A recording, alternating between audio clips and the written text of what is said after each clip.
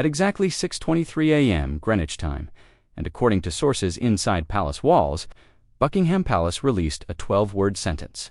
Not to the public, as according to sources, this was still under heavy investigation.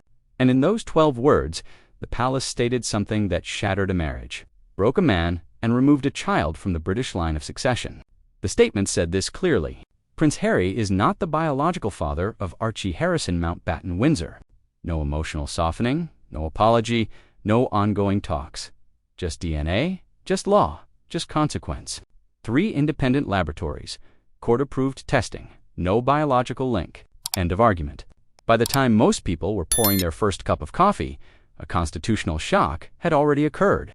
And before this day ended, Harry would be on the floor of his own home in California, struggling to breathe, repeating one sentence like a prayer he thought could undo science. I am his father. But biology does not bend to belief, and neither does the crown. To understand why the palace moved this quickly and this firmly, we must understand what that statement truly was and what it was not. Let's be very clear about something right now. This was not tabloid rumor. This was not palace gossip whispered to friendly reporters. This was a formal constitutional investigation. Every word of that statement was reviewed by constitutional lawyers, examined by legal experts, approved at the highest levels of government. This was not about emotions. It was not about protecting reputations. It was about succession law. Under British law, you do not enter the line of succession because someone raises you. You enter because you are biologically descended from the royal bloodline. And the palace said without hesitation that Archie was not. That means one thing. Someone somewhere had presented a child to the world as eligible for the throne when he was not. That is not embarrassing. That is not awkward. That is possible fraud against the crown. Now, according to insiders in the Sussex Circle, it was 10:23 p.m. Prince Harry was just opening his phone in Montecito, California. He was getting ready for bed when he heard the news. And according to multiple sources, his first reaction was not panic. It was disbelief. He thought it was fake, a hack, a hoax. So he did what anyone in his position would do.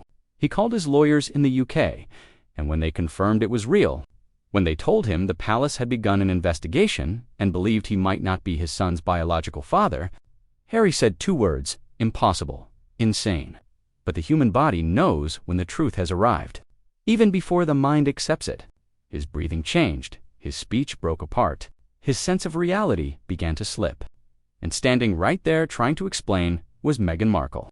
According to witnesses, she told him there were reasons and complications. That is, when Harry looked at her and everything fell apart. By the time Prince Harry finished his second phone call, his body had already begun turning against him. This was not a dramatic scene. This was not yelling or throwing objects. This was something quieter, more dangerous. Witnesses say his breathing became fast, shallow, almost mechanical. His words stopped forming complete sentences. His thoughts no longer followed a straight path. This is what real shock looks like. Harry was not processing a rumor. He was not reacting to social media noise. He was realizing all at once that the palace might tell the world something about his own child that he himself had never been told. He kept saying it could not be true. Kept insisting the science had to be wrong. Kept holding on to the idea that love could override genetics. But here's the thing about truth delivered without warning. It does not ask permission. Within minutes, Harry could not stand. His chest tightened. His vision blurred. And then he collapsed. Not metaphorically, physically. On the floor of his home in Montecito, the same man who had survived combat tours in Afghanistan was suddenly unable to breathe under the weight of a sentence he could not escape. You are not his biological father. What followed was not a palace response. It was an emergency response. Emergency services were called just before 11 p.m. Pacific time. Paramedics arrived within minutes. They did not find a man arguing. They did not find a man demanding answers. They found a man falling apart. Harry was hyperventilating, disoriented, holding his chest. They treated him on site, but it was immediately clear this was not something that could be calmed down in a living room. He was taken to Santa Barbara Cottage Hospital, under what medical staff later described as a psychological crisis with possible cardiac involvement. And once inside that hospital room, stripped of titles, stripped of control, Harry did something that broke even hardened professionals. He repeated the same sentence, again and again. I am his father. I know I am his father. I held him. I raised him. Doctors would later say it was not denial. It was grief crashing into reality at full speed. Harry was not arguing with biology. He was holding on to identity. Because when you remove biological fatherhood from a man who built his sense of purpose around family, you do not just remove a fact. You remove the ground beneath his feet. And then Meghan arrived, and the mood in the room shifted. When Meghan Markle arrived at the hospital, witnesses noticed something immediately. She was not breaking down. She was focused, alert, on her phone. She asked about privacy rules, access to medical records, who had been informed whether the media knew.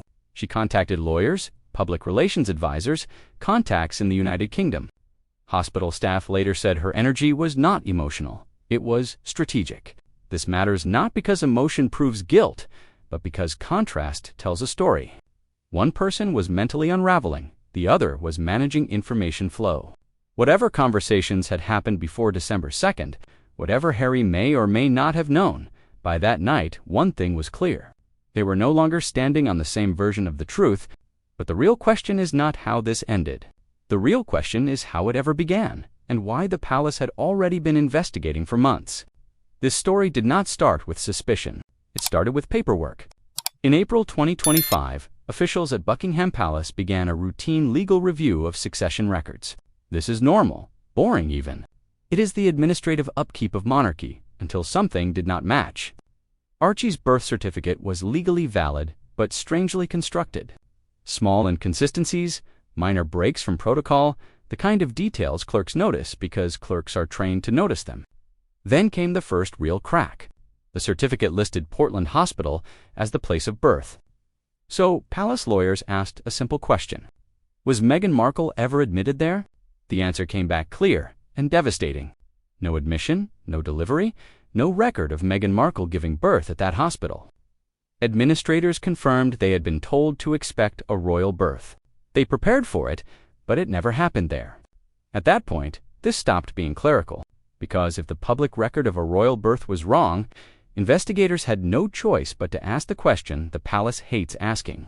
What else is not true? That question opened a door, and through that door came a tip that could not be ignored. And this is where everything becomes devastating. In June, palace legal teams received an anonymous tip through a secure legal channel. It was not vague. It was not gossip. It came from a former employee of a Los Angeles fertility clinic. The claim was direct. Meghan Markle and Prince Harry used donor sperm to conceive Archie. Dates were given. Clinic names were given. Procedures were described in detail. Enough detail that palace lawyers could not dismiss it. They obtained court approval and then pulled the records. What they found was not unclear. Medical documentation confirmed it. Multiple IVF cycles. Meghan Markle as the patient. Prince Harry providing samples that were tested but not used. Donor sperm used in the successful embryo. The most important document was the consent form. It showed Meghan Markle's signature. A blank line where Prince Harry's signature should have been, a handwritten note claiming verbal consent due to travel. That single blank line is the fracture point of this entire story. Because consent is not a feeling, it is a record. And the records did not show Harry agreeing in writing to donor sperm being used to create a child later, presented as his biological heir. Medical files later explained why donor sperm entered the discussion at all. Prince Harry had documented sperm motility issues severe enough to make natural conception unlikely and IVF success rates low. They tried anyway. It failed twice. Then donor sperm was used, and the embryo that became Archie was created without Harry's genetic material. At that moment, suspicion became duty because belief was no longer enough. Only DNA could finish this. Once donor sperm was confirmed, the palace had no legal space left. If Archie was in the line of succession and his biological status was uncertain, then the crown was exposed. Princess Anne was brought in to review the evidence. Her response was immediate. This is not a family issue. This is constitutional. The palace moved to obtain DNA confirmation, not privately, not quietly, but in a way that could stand up in court. British courts claimed authority over succession law. U.S. courts cooperated. In August, during what Meghan and Harry believed was a routine pediatric visit in California, court-approved medical staff collected DNA samples from Archie. Those samples were sent to 3 independent, accredited laboratories, 2 in the United States, 1 in Switzerland. Chain of custody was secure. The results returned in September. All 3 labs reached the same conclusion: no biological relationship. None. Prince Harry was not the genetic father of the child, publicly listed as 6th in line to the British throne. When King Charles III was briefed, he asked the only question that mattered: does Harry know? The answer, based on all evidence, was devastating. Probably not. At least not fully. At least not clearly. At least not in writing. From that moment, the palace was no longer deciding whether to act. They were deciding how fast and how public. Once the DNA results were confirmed, the palace had no options left. They had obligations. British succession law is not flexible. It does not bend to emotion. It does not negotiate with modern feelings. Under the Act of Settlement, succession is based on bloodline descent from the royal house, not marriage, not caregiving, not love, which means Archie could be legally Harry's son under California law and still be constitutionally irrelevant to the British crown. Parliament understood the impact immediately. Emergency discussions were held. Legal scholars spoke clearly. Without biological descent, Archie could not remain in the line of succession, not temporarily, not symbolically. Removing him became a serious topic under debate and consideration. This was not punishment. It was process.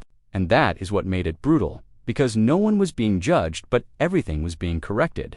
Legal experts did not soften their words. If Meghan Markle knowingly used donor sperm, if she failed to properly inform Prince Harry, and if she then presented Archie as biologically eligible for the throne, that is not a misunderstanding. That is potential fraud against the crown. And fraud against the crown is not symbolic. It is criminal. Extradition was discussed, not announced, not requested, but legally possible. The palace made one thing clear: they were not making public accusations, but they were investigating fully. At the same time, public opinion split sharply. Polls showed support for the palace's legal position. Strong emotional sympathy for Harry, deep discomfort with how the truth came out. One thing most people agreed on: Harry looked less like a participant and more like collateral damage. But the public did not get to ask the hardest question, so we will. This is the question the palace asked, the question King Charles asked, the question William asked, and the question no investigation can fully answer. Did Harry know? The evidence is mixed. Clinic records show no written consent from Harry for donor sperm. Friends describe a man desperate to be a father.